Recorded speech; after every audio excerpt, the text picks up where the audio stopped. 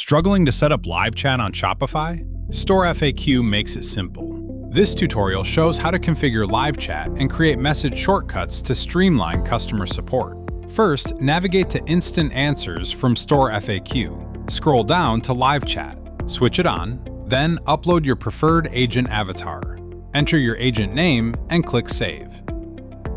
Go to the StoreFAQ Instant Answer option, navigate to Configure Message Shortcuts, and click the Manage Shortcuts button. Then hit the Create button.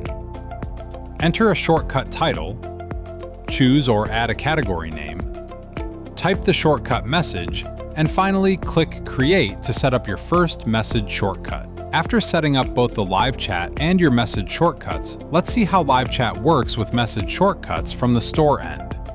This is how you can configure message shortcuts in live chat to quickly respond to customers with saved replies. Thank you for watching. Which StoreFAQ feature would you like to see covered next? Share your thoughts in the comments below. Do not forget to like, share, and subscribe to our YouTube channel for more tutorials.